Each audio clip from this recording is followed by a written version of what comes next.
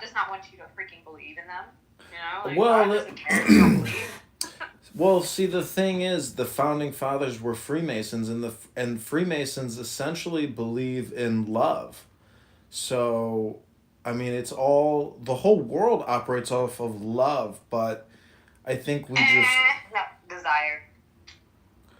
well, love is like a red heart, desire is a red color, but the point is, wisdom is supposedly love. So, love of law is the domination of the wise. That's wisdom. I'm just saying that I don't disagree with anything you said, except the fact that maybe you don't like the fact that I could point to the Constitution as being an all or nothing document.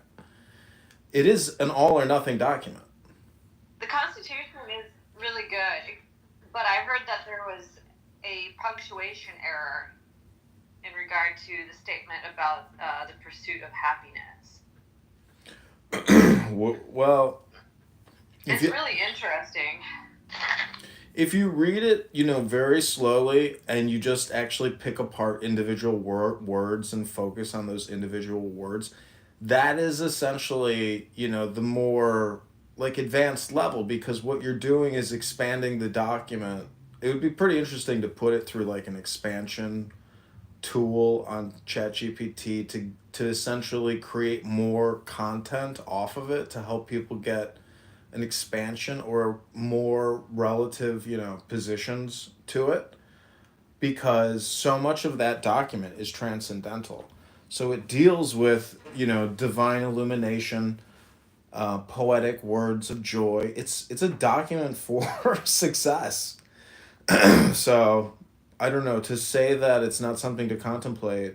I mean, I just, if you Oh, have it's one. definitely something to contemplate. I think everything is worth contemplation. Well, it's just the ageless wisdom. So the Freemasons are just obsessed with ageless wisdom philosophy, which in many ways is anti Pope and anti Anglican Church. It's its own thing.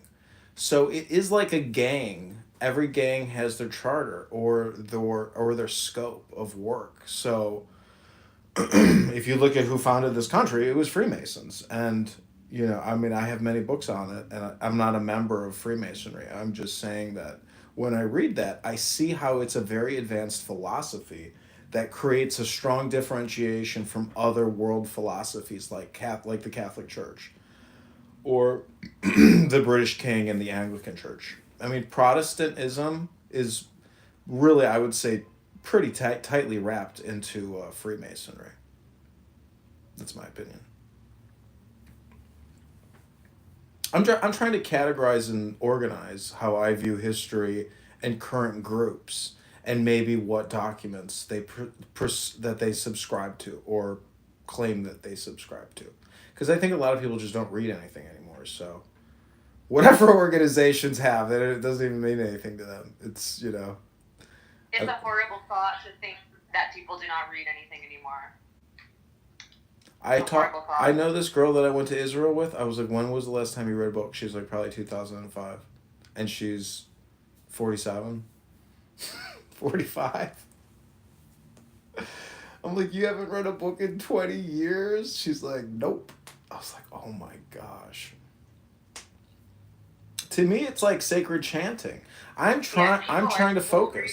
People are still writing books. They're still writing them.